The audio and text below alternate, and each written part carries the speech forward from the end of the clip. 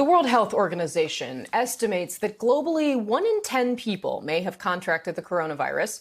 Just over 35 million people have been infected, though the WHO says the number could be closer to 800 million. And the vast majority of the world remains at risk. This comes as countries across Europe look to impose new restrictions to curb the spread of COVID-19. French authorities yesterday placed Paris on a maximum virus alert, closing bars and banning festive gatherings, but allowing restaurants to remain open as infections spiked in recent days. Meanwhile, in Spain, authorities there moved to lock down the capital, Madrid, imposing a ban on leaving the city. And in the UK, an Excel spreadsheet error has left nearly 16,000 cases unrecorded last week, leaving an incomplete picture of the virus's spread and delaying efforts to contact trace. Joining us now live from Brussels, Belgium, reporter for the New York Times, Matt Apuzzo.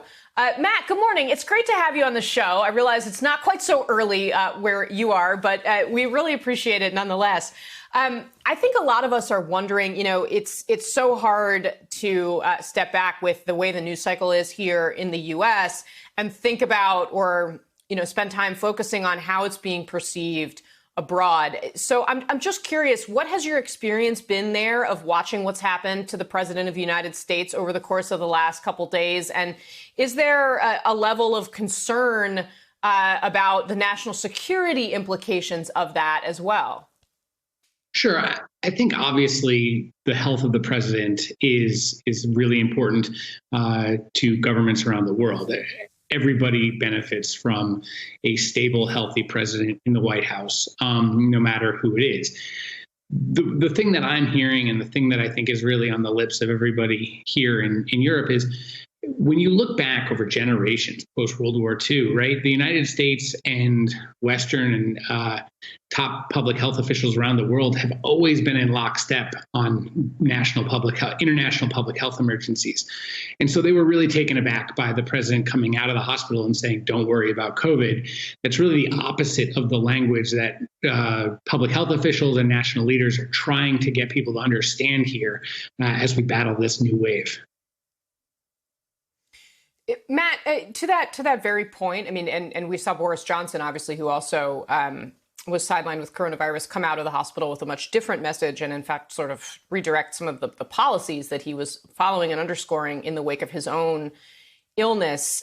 Is there a sense that the U.S. has permanently lost its position as global public health leader? I mean, I think all of us certainly here in the U.S. are pretty disappointed and flabbergasted that we're not leading the world on this, because the assumption used to be that America would lead.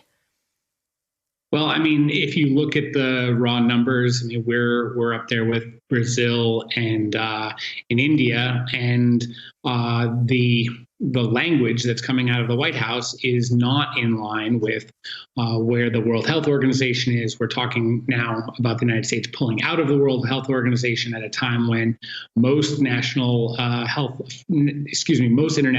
officials would say it's more important than ever to have a lockstep, unified approach to combating a pandemic. So it's certainly not where the United States has been on public health over generations and presidents of both parties. You look at what President Bush did on AIDS, and you look at the Ebola response.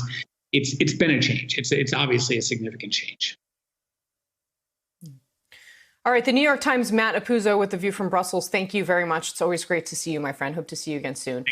Hey there, I'm Chris Hayes from MSNBC. Thanks for watching MSNBC on YouTube. If you want to keep up to date with the videos we're putting out, you can click subscribe just below me, or click over on this list to see lots of other great videos.